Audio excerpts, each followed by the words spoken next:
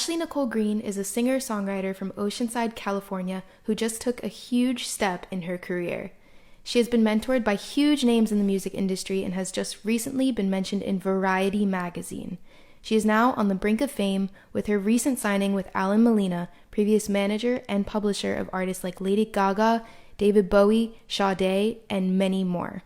I'm so excited to sit on Zoom and ask her about her next steps, her music, and the biggest turning points in her career thus far. You've been working hard for years to pursue music, but what was the biggest turning point in your career so far?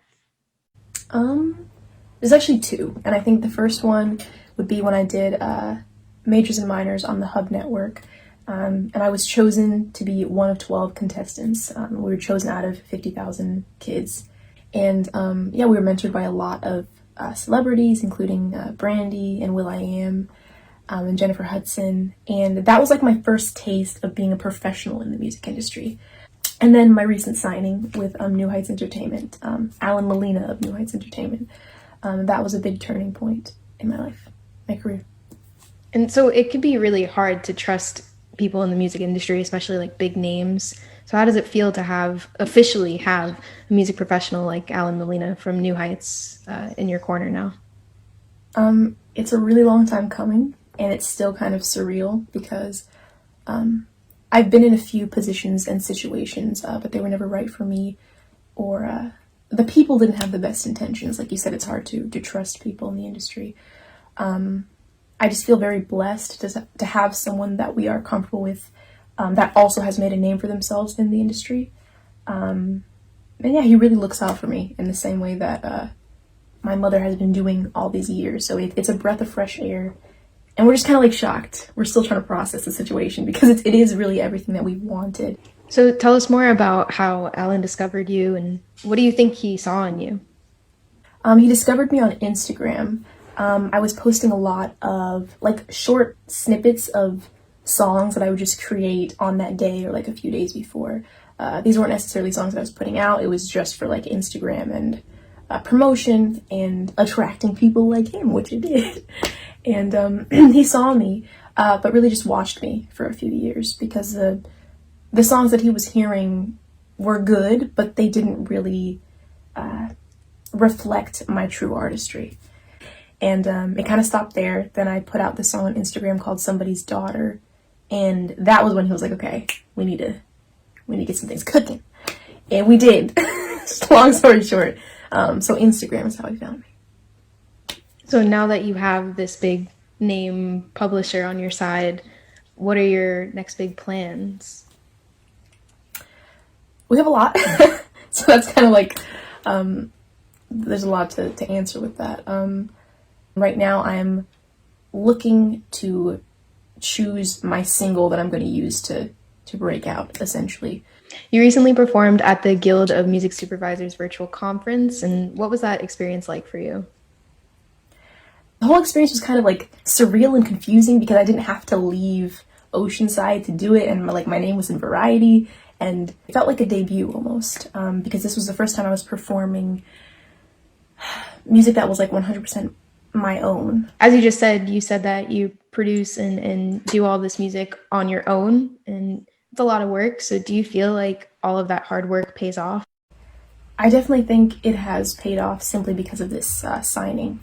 I went independent in 2015, and that's when I started to learn Logic Pro X, and I learned how to mix and master slowly but surely.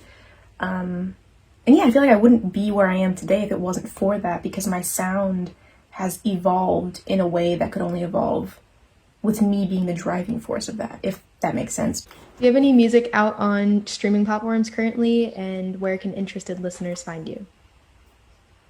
I do. I have music out on Spotify, YouTube, Apple Music, SoundCloud, and you just have to look up Ashley Nicole Green or I Am Ashley Music on SoundCloud. So with that, can you give us a little taste of something big that's coming for you? I'm not really allowed to be detailed, but I do have 2 opportunities to write for bigger name artists coming up this year. 2 of my favorite artists, actually. Yeah, that is all I can say.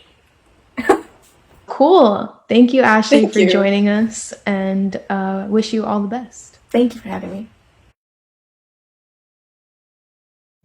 I'm Ava Margolis for iPulse. Sororities around the globe have been heavily affected because of the coronavirus. Sorority sisters have faced many challenges while just about every aspect of sorority life has had to be altered. Zoom has been a huge part of their experience both this year and last year while they were not able to meet in person. Two girls who are in a sorority were interviewed on their experience of sorority life during a pandemic. Can you explain to me how recruitment was considered you both joined during a pandemic?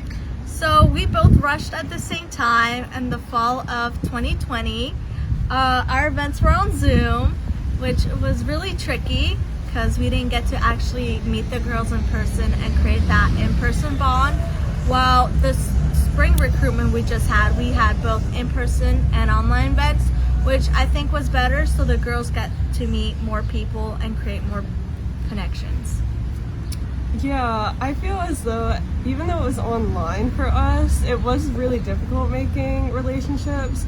But now that most of our events are both, I feel more connected with some of the girls. Yeah, I think comparing it to the first semester, we're doing way more things in person, which I really like because now I get to meet some of the girls that were remote the first semester. Has it been hard to connect with the girls because of the limited in-person events? I definitely think so. The first semester, I barely knew anyone, especially like the sorority girls, because on Zoom, it's hard to make like connections because you're talking to someone through a screen and you don't really get to see them much. Yeah, I feel the complete same way. It's so different when you're meeting someone through the phone versus in person because the way you act with each other is going to be completely different. Is there any time of fear you may have while being a part of in-person events around a decent amount of girls? I don't have a big fear because I know all the girls are super respectful and take this pandemic seriously, but maybe a fear would be that if one of the girls had COVID and she didn't know and showed up to an event. But I know all the girls are super respectful about this, so they would let us know if they've been in contact with anyone with COVID or not. Yeah, I feel the same way. So what safety precautions are taken? So when we're hanging out together, everyone has to wear masks. We're all socially distanced, and we make sure we're all in a certain amount of specific groups of people. For example, when we did our recruitment, we put ourselves in little groups of 3 and 4 while meeting the new girls. We provide masks for people who either don't have one or forgot it at home. We also put hand sanitizers on the table and we give them out to girls to take home with them, just so they know that we're also taking this really seriously. What kind of Zoom events are there? So like I mentioned before, we have our game night on Friday, and then a few months before during Halloween, we did a Halloween themed event where we told scary stories and watched scary movies. And we also did our Secret Santa, where we all managed to send gifts to each other and open them together while we were on Zoom. Yeah, a lot of events that can't be social distance, where a lot of people would like to attend, like our movie night, we do host it on Zoom.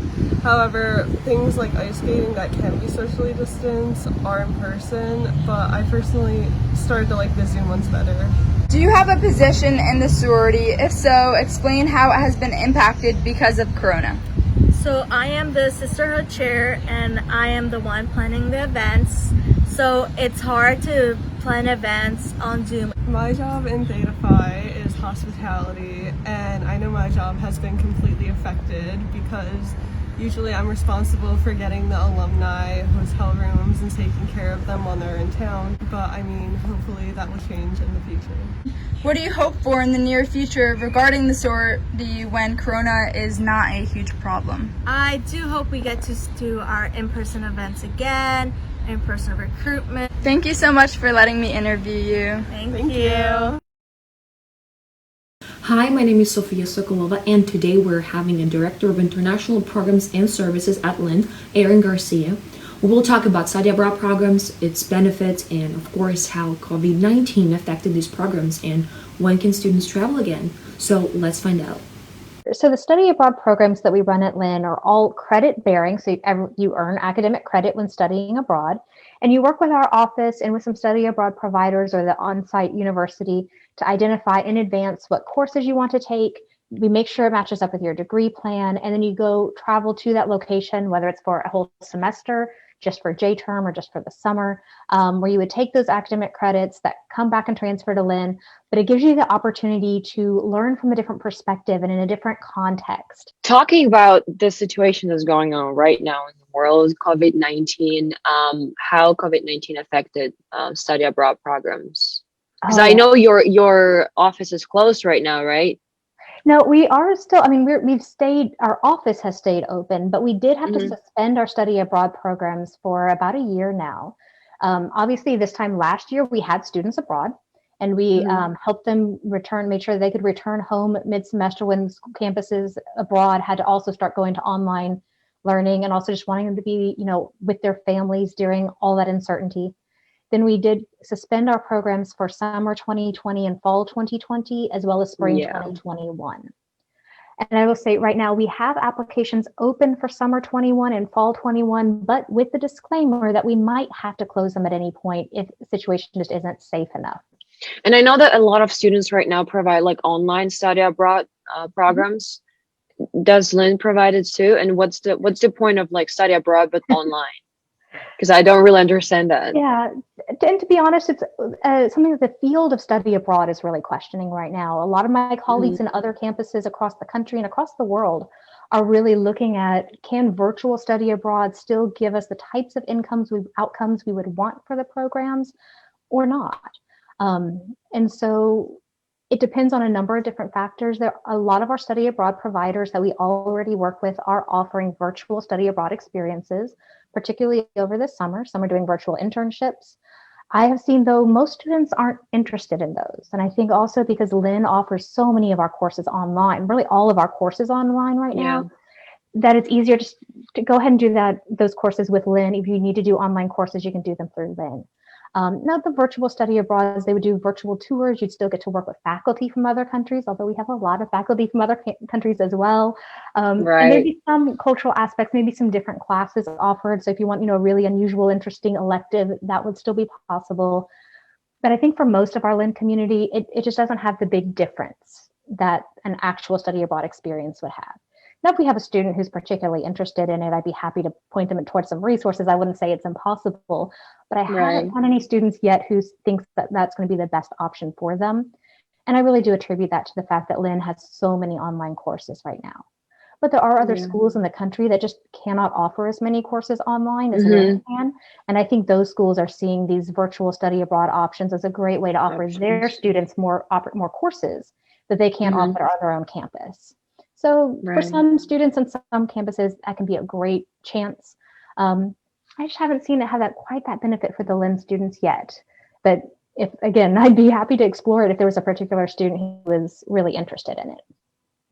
Thank you so much for this interview. Of course, I'm happy to, Sophia. And hopefully you'll have a wonderful international travel experience sometime before long.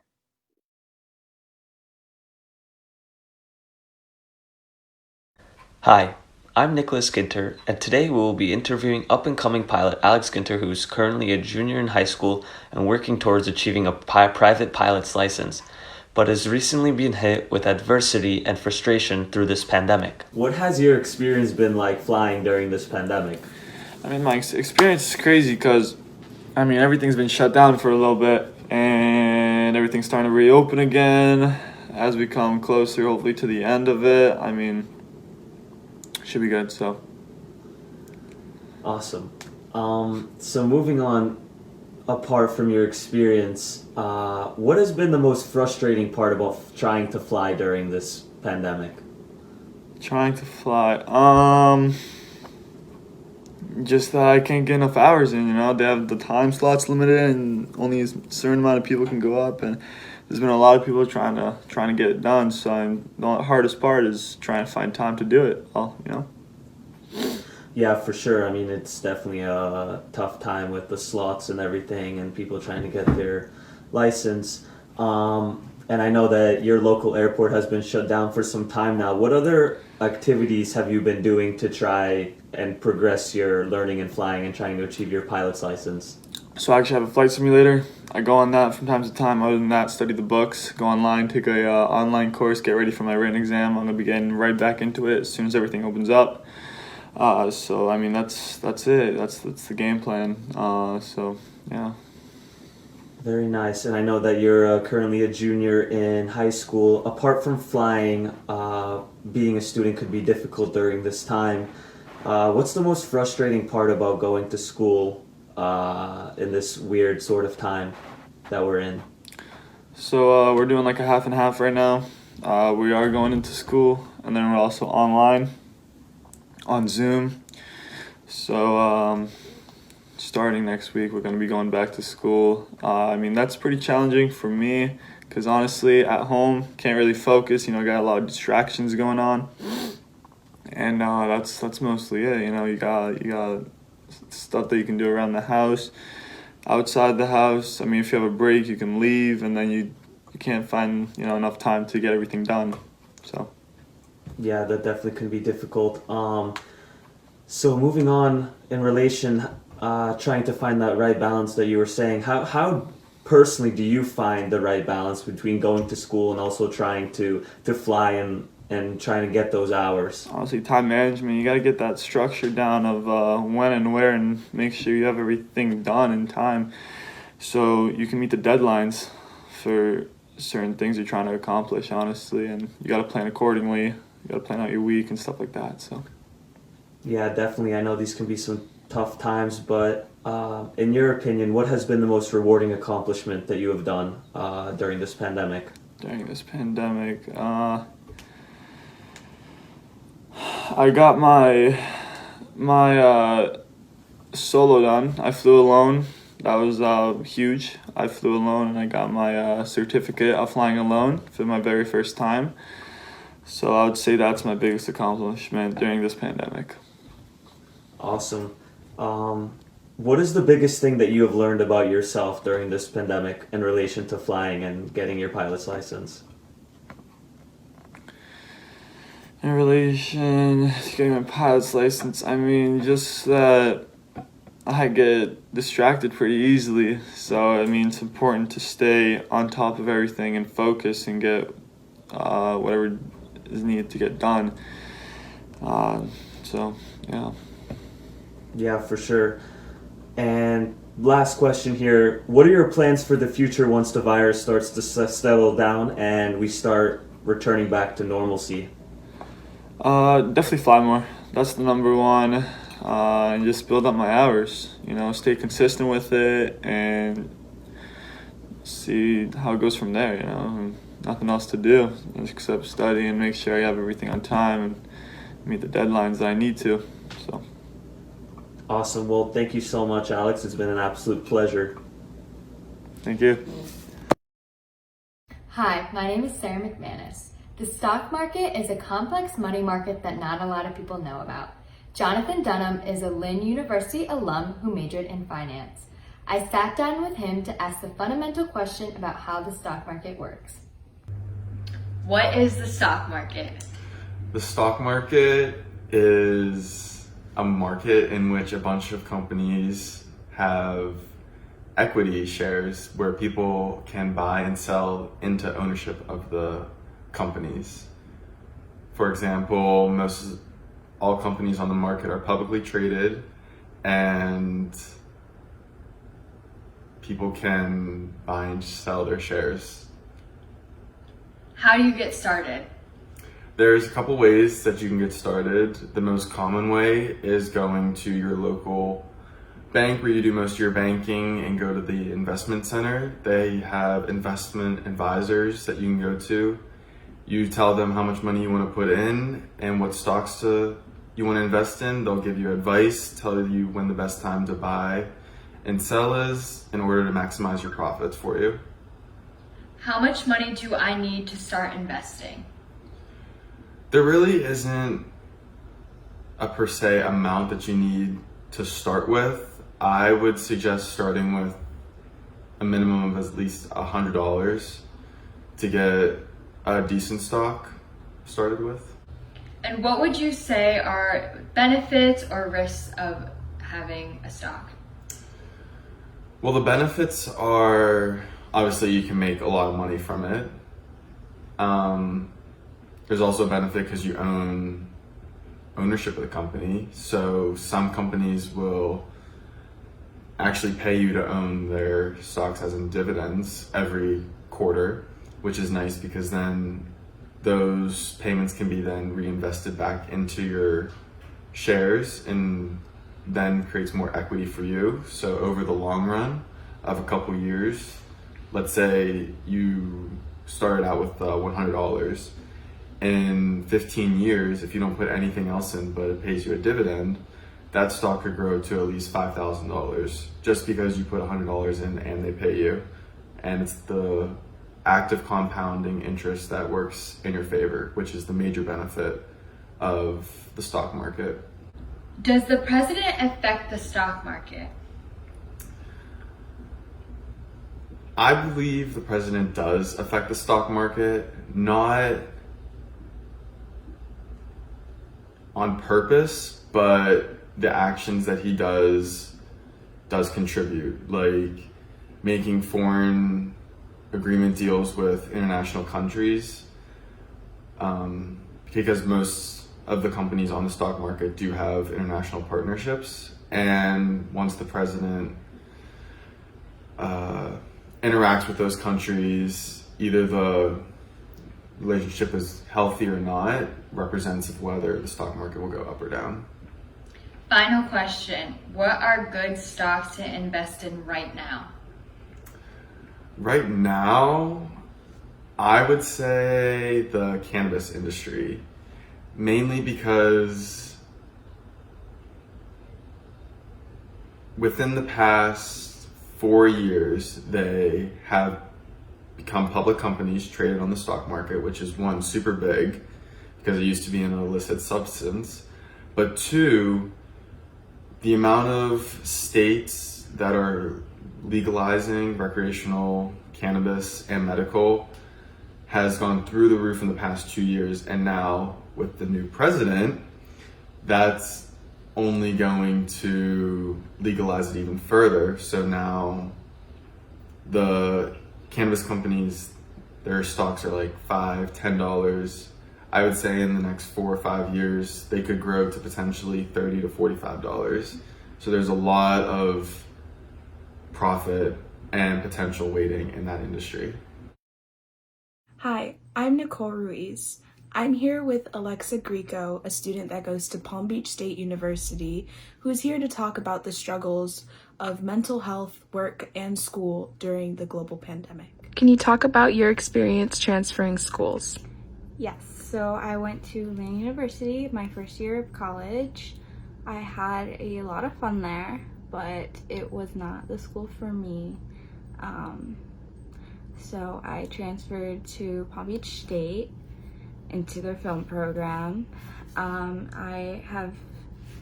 This is now my second semester at Palm Beach State. I like it a lot better. It's so much easier, so much more simple. I'm also going to be getting a business degree there. Do you believe online classes are harder than in-person classes? I feel like for certain classes it's difficult, considering like a lot of classes I do are hands-on, so I have to commute to the campus for obviously like when I'm working with equipment or filming a project, but for the most part I do actually prefer online classes for like the more simple classes like my speech class. I prefer math online. I think it's so much easier. It gives me more time to do things at home because I'm not out driving constantly. Do you believe working and going to school during a global pandemic is a safe decision? Well, even if we're in a pandemic, life has to go on. Of course, there's precautions that everyone has to take. I have to make money somehow, so I have to work, and yes, it's really annoying having to work with the mask, and then customers come in without the masks, and it's really annoying and aggravating to have to tell them they have to be in the store with a mask because they like to fight with me. But Other than that, with school, a lot of the classes are online, so that's safe. And then when we are on campus, everyone takes their precautions. They social distance, we use hand sanitizer, everyone's wearing their masks. So, I mean, there's only like an extent we can go to stay safe. How do you think being in quarantine has affected your mental health? Well, when the pandemic first hit last year, I was still taking classes at Lynn, and that was when we had first transferred to online classes. So I was home every day taking my classes. I didn't have a job at the time, so I mean, I would barely get out of bed, wouldn't leave my house, barely showered. So I guess that did kind of take a toll on me, but once classes ended, I decided to get a job. So since then, I've kind of just been working, and then I transferred to Palm Beach State, working class. My mental health, I mean, I'm doing all right now, but I guess for the first 2 months that I was locked up, it was kind of hard. How do you think the pandemic has affected people with depression? I feel like it has been holding a lot of people back from being able to get out. A lot of people aren't able to see their friends, they're not able to do things that they want to do.